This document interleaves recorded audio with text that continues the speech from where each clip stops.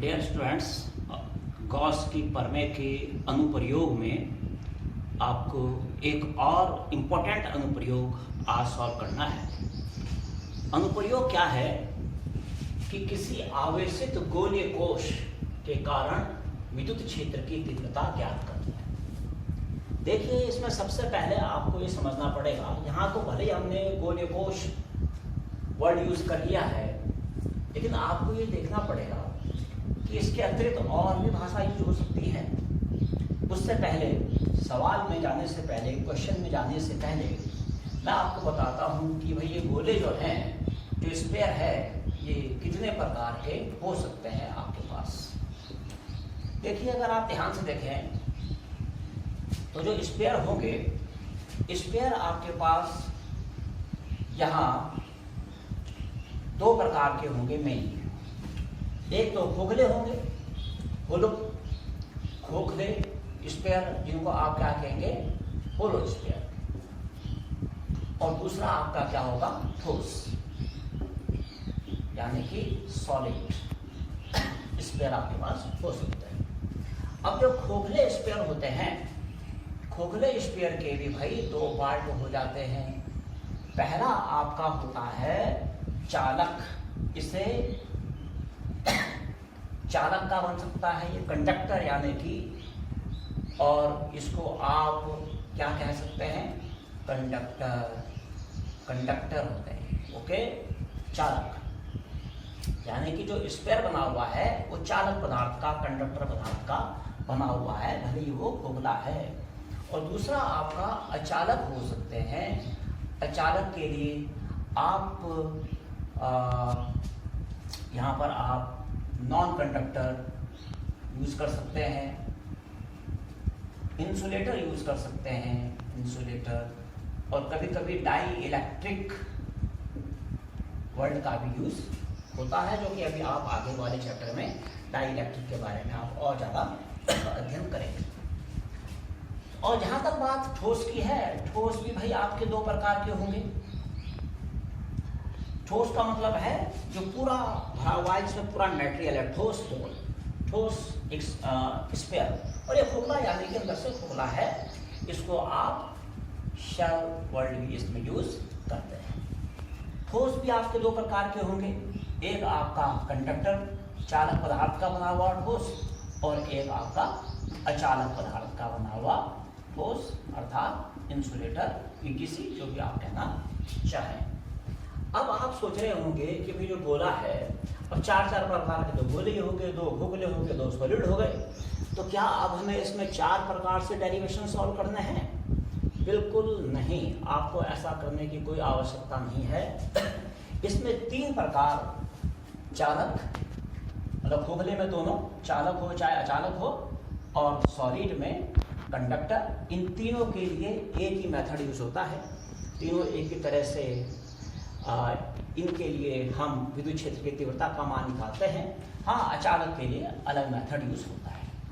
इन तीनों के लिए सेम मेथड यूज होने का कारण यह है कि जब आप चालक को, या कोई भी चालक है, जैसे चाहे खोखला हो चाहे ठोस हो, जब आप उसको चार्ज देते हैं, उसको आवेश देते हैं, तो आवेश उसकी सतह पर आ जाता है। तो ये तो बिल्कुल सिंपल बात है कि आवेश भाई इसकी सतह पे आ जाएगा।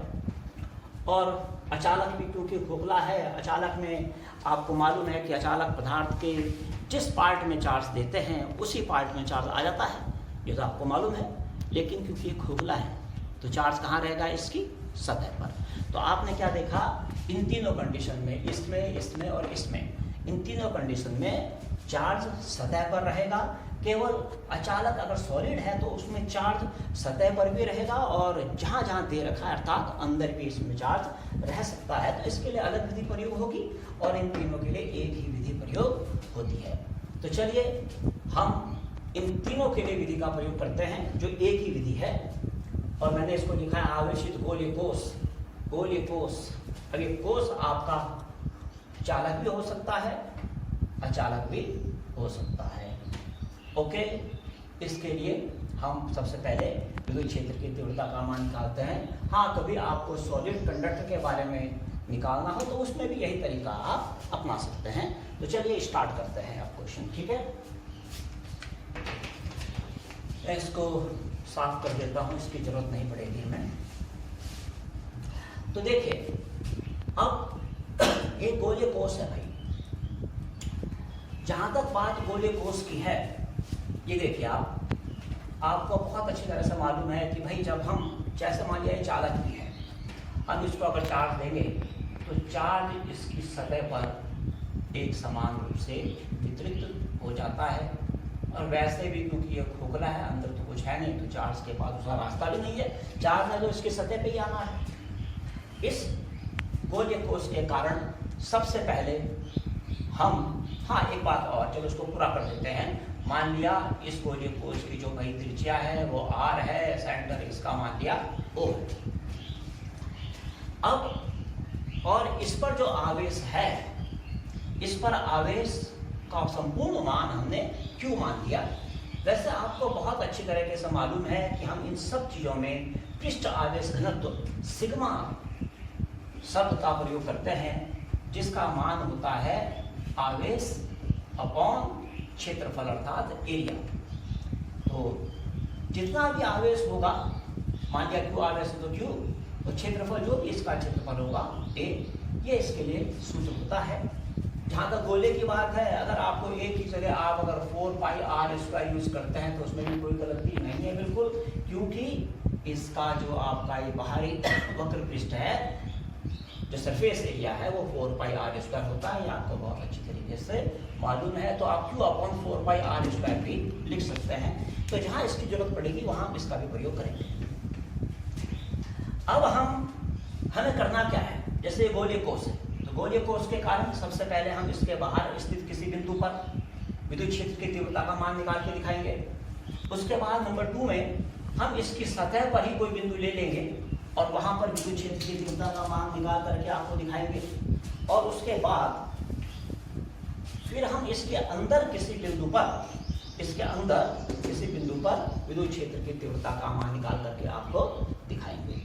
तो सबसे पहले करते हैं कोष के बाहर स्थित बिंदु पर विद्युत क्षेत्र की तीव्रता का मान। मान लिया ये एक बिंदु P है, यहाँ पर हमें विद्युत क्षेत्र की तीव्रता का मान निकालना है। तो सबसे पहले काम क्या करते हैं, हम एक गाउसियन पृष्ठ, गाउसियन सरफेस की हम एक कल्पना करते हैं। अब इसके लिए गाउसियन सरफेस क्या होगा, एक ऐसा शेप हमको चाहिए, एक ऐसे हमको एरिया चाहिए जो कि इसके सरफेस से इक्वल डिस्टेंस पर हो, या इसके सेंटर से इक्वल डिस्टेंस पर हो, उस एक नए सरफेस का हर पॉइंट। तो वो क्या होगा, वो होगा अगर हम एक अन्य स्फीयर की इमेजिनेशन कर लें, कल्पना कर लें, तो ये एक गाउसियन पृष्ठ होगा। क्यों? क्योंकि इसका हर बिंदु, ये एक स्फीयर है, एक गोला है, क्योंकि इसका हर बिंदु इसके सरफेस से भी और इसके सेंटर से भी इक्वल डिस्टेंस पर है।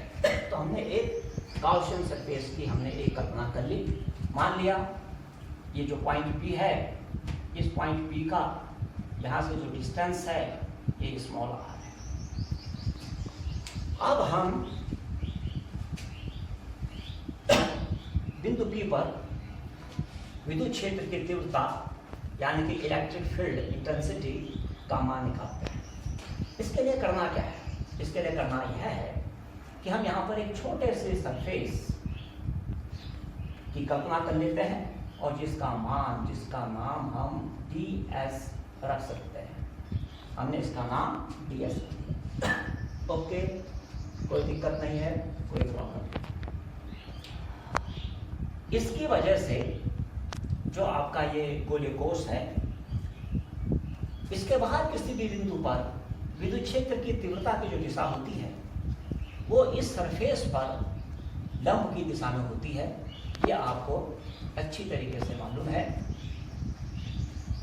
इसको समझाया भी था हमने कि दिशा इस पर लंब ही क्यों आती है। अगर आप पुरानी वीडियोस देखेंगे तो आपको मैंने एक वीडियो में ऐसा बताया है कि भाई यहाँ से यहाँ लाइन खींची, यहाँ से यहाँ लाइन खींची, ओके। और उसके बाद इस एरिया के द्वारा यहाँ को एक एरिया लिया था, उसके द्वारा यहाँ पर विद्युत क्षेत्र की तीव्रता की दिशा बताई, फिर इसके द्वारा वहाँ पर विद्युत क्षेत्र की तीव्रता की दिशा बताई और फिर परिणाम की दिशा बताई। तो इस सारी टॉपिक को यहाँ डिस्कस करने की जरूरत बिल्कुल नहीं है, क्योंकि आप ये पहले करा चुके हैं। तो आप उस वीडियो को आप देख करके दोबारा से परफेक्ट हो जाइए। तो बिल्कुल स्पष्ट है कि ई की दिशा इसके परपेंडिकुलर भार होगी, और जो ये क्षेत्रफल सदिश होता है ये तो होता ही परपेंडिकुलर है, अर्थात ई और डी एस के बीच का कोण, के बीच का एंगल 0 अंश आ गया। तो चलिए शुरू करते हैं। सबसे पहले क्या लिखेंगे इसमें, माना बिंदु P की O से दूरी R है। थोड़ा मैं लिख देता हूँ, वैसे बाकी आप खुद लिख लेना। हमने R त्रिज्या के एक गाउसियन पृष्ठ यानी कि सरफेस की कल्पना की, ओके। अब क्या करते हैं, ई की दिशा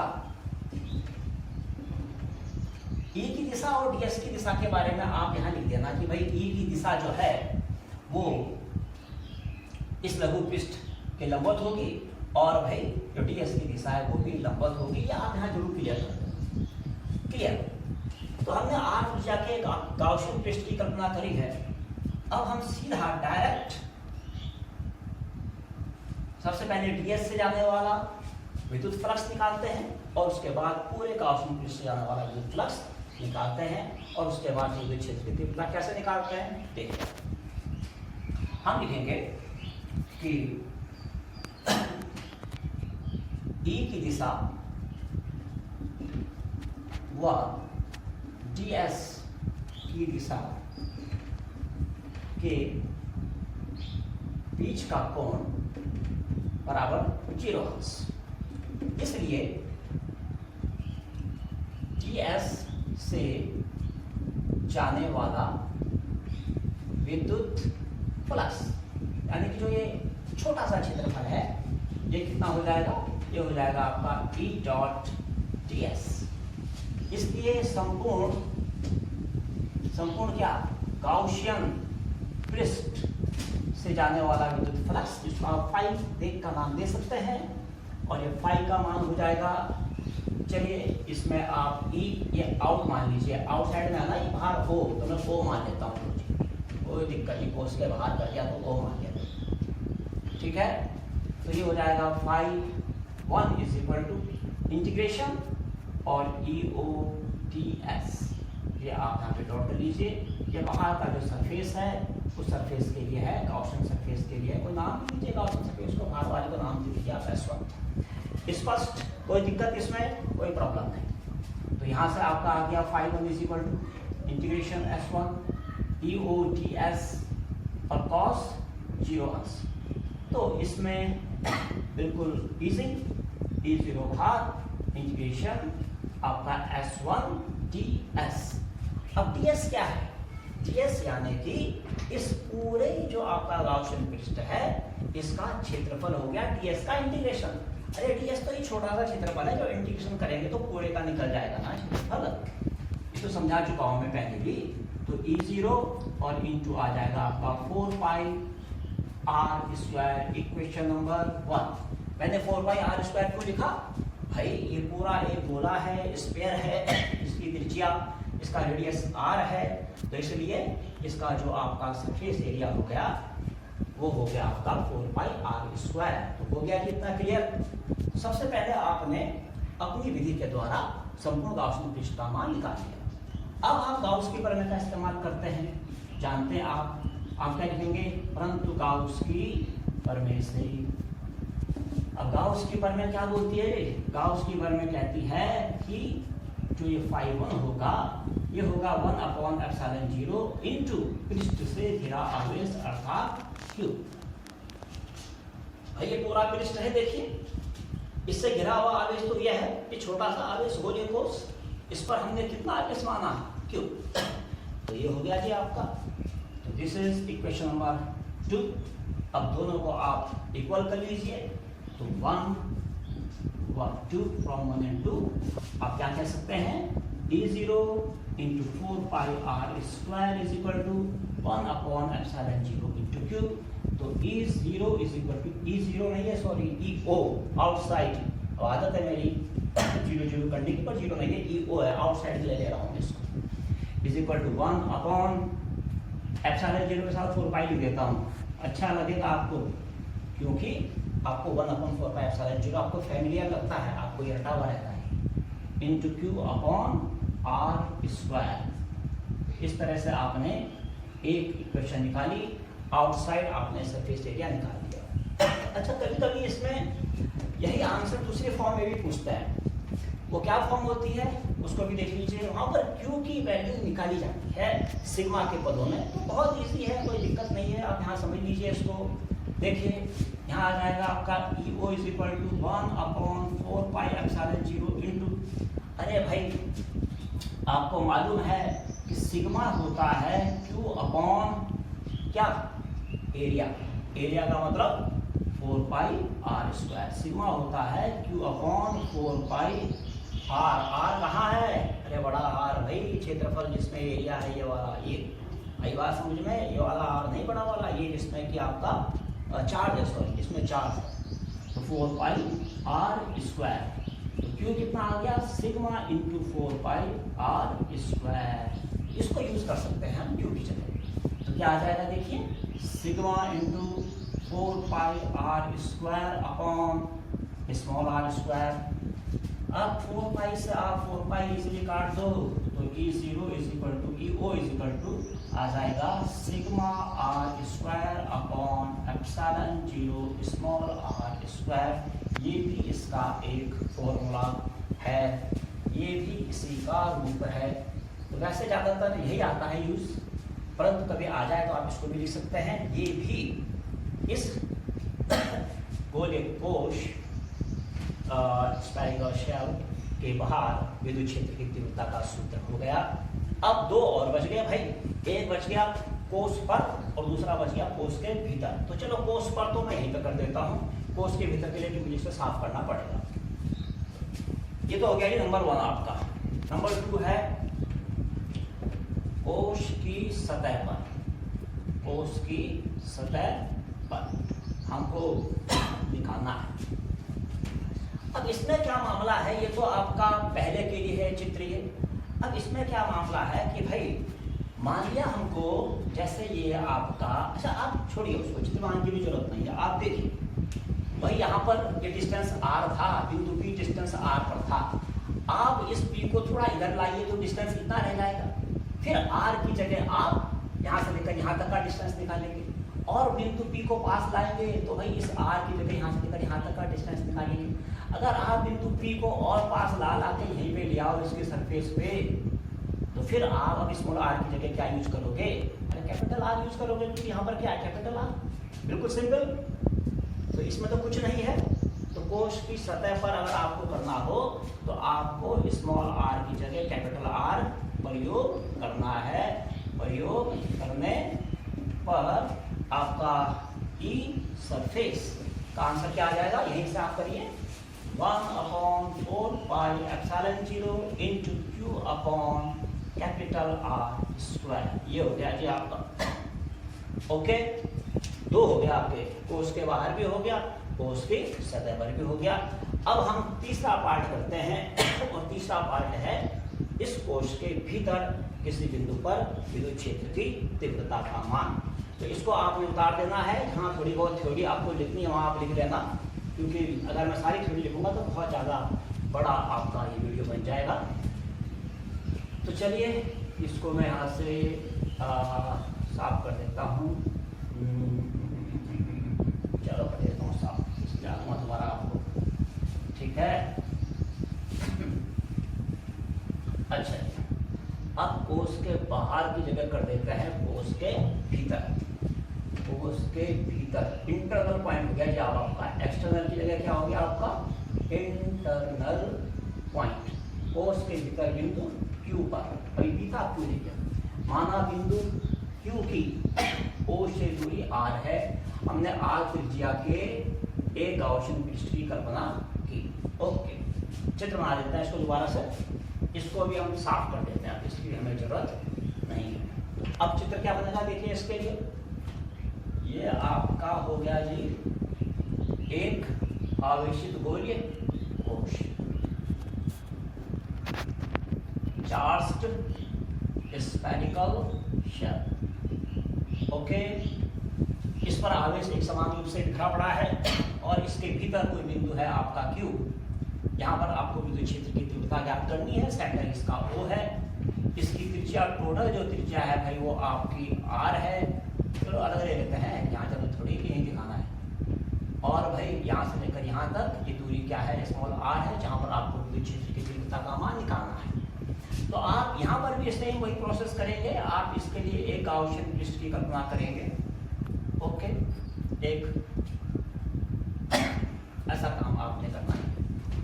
अब क्या किया जाए, बहुत इजी, आप इसमें भी जो अंदर आपने ये सर्किल ड्रॉ किया है, आप इसमें भी क्या कीजिए, अच्छा ही बना। हाँ, तो चलिए आप इसमें भी एक छोटा सा इसका एक पार्ट ले लीजिए, ds इसको दिखा दीजिए और विद्युत क्षेत्र की तीव्रता की दिशा सिमेट्री से, सममिति से इसके परपेंडिकुलर होगी, इसमें कोई शक नहीं है। सममिति की वजह से यहाँ पर विद्युत क्षेत्र की तीव्रता की दिशा यही होगी।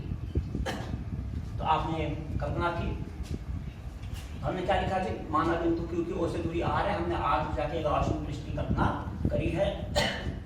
ओके, अब लिखेंगे यहां E व ds के बीच का कोण कितना हो गया जी, 0 अंश। इसलिए इसमें डायरेक्ट करते हैं, संपूर्ण गाउसियन पृष्ठ से जाने वाला विद्युत flux. Okay, phi is equal to integration, और जनाब मैं इसको S2 मान लेता हूं। क्या आ जाएगा बोलिए, E और डॉट कितना आ जाएगा जनाब, ds। इसका एक पार्ट ले लो छोटा सा, एक छोड़ो S2 पे छोड़ो, ds का तो सीधा। ओके, कोई दिक्कत, तो यह आ गया आपका E डॉट ds। तो यहां से जनाब आपका E और ds के बीच का जो कोण है, अगर आप यहाँ ध्यान से देखें तो यहाँ पर भी जो कोण है, ये कोण आपका कितना है, यहाँ पर 0 अंश है।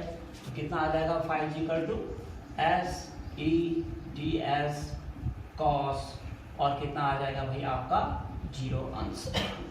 तो फाई इज इक्वल टू आ गया, E बाहर कर दीजिए, इंटीग्रेशन S ds कर दीजिए।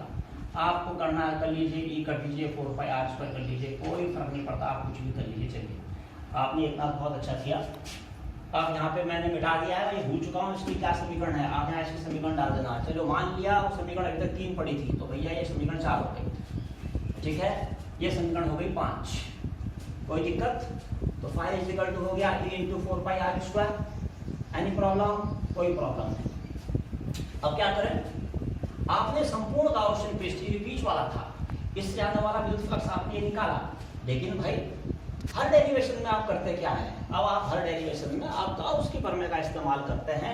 आप लिखेंगे परंतु गाउस की प्रमेय से, परंतु गाउस की प्रमेय से। अब गाउस की प्रमेय क्या बोलती है, वो बोलती है कि भाई फाई इज इक्वल टू हो जाएगा 1/ε0 इनटू पृष्ठ से घिरा आवेश अर्थात Q।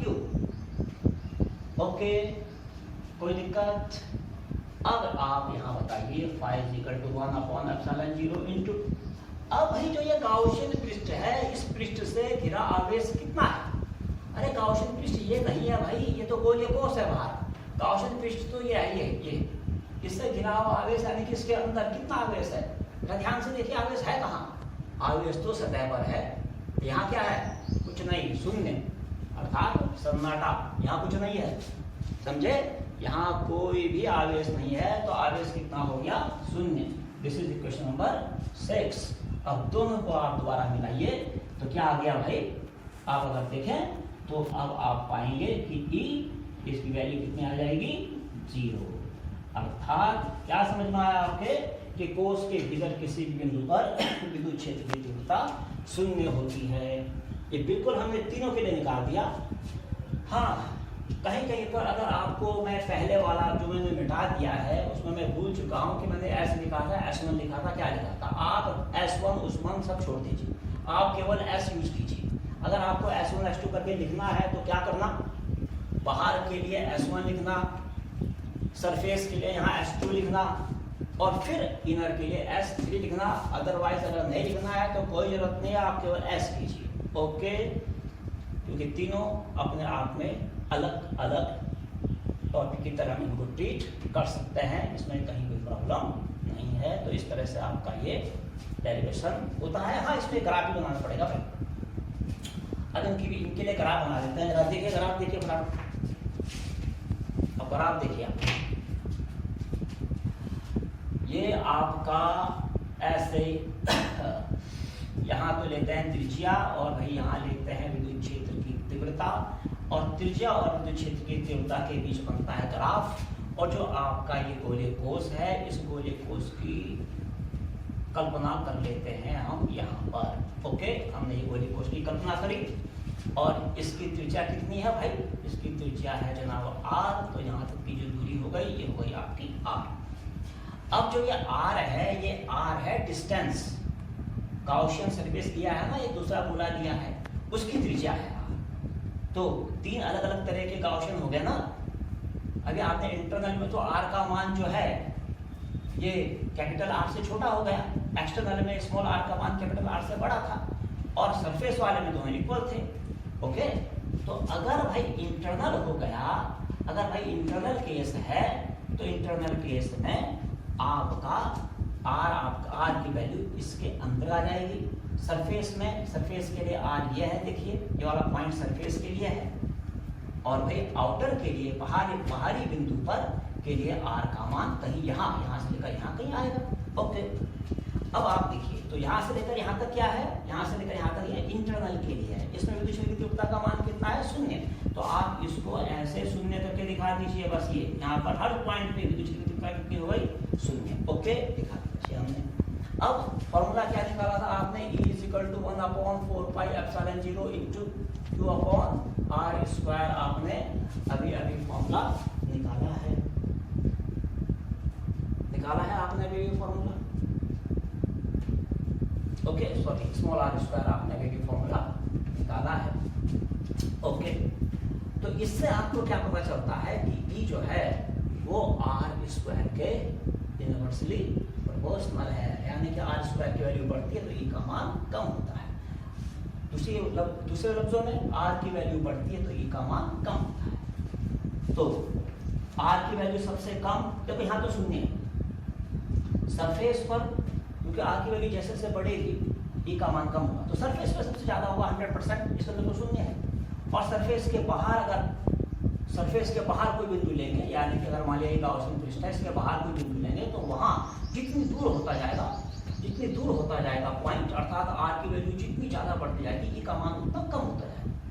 तो R पर यह सरफेस पर पृष्ठ वाला नंबर 2 पॉइंट, नंबर 1 नंबर 2, उस पर E का मान सबसे अधिक है तो थोड़ा ऊपर ले लीजिए जनाब। ओके, यहाँ ले लीजिए, और उसके बाद अन्य के लिए आहिस्ता आहिस्ता आगे जाइए और वैल्यू घटाते। ओके, इस तरह से आपका ये एक ग्राफ आपका बन जाएगा। ये आपने इस तरह से इसका ग्राफ बनाना है। कोई दिक्कत इसमें, बिल्कुल कोई दिक्कत नहीं है ना। इसको आप ऐसे इस तरीके से इसको शुरू कर सकते हैं। तो आप इस तरह से इस ग्राफ को भी आप बनाएंगे और इसको आप ढंग से आप उतार लें, सॉल्व कर लें। ये ग्राफ को भी आप देखें, ये ग्राफ है आपका, थोड़ा नाम कह रहे हैं आप लिखने के लिए, तो ये ES लिख लेना, ये सरफेस पर यहाँ पर ये है देखिए। ओके, ये आपका कहाँ पर है, I इंटरनल पर है, और भैया ये सारा भार कहाँ हो गया, ये आउटर पॉइंट के लिए हो गया। इस तरह से ये आपका ग्राफ बन गया और आपका डेरिवेशन सॉल्व हो गया। Thank you.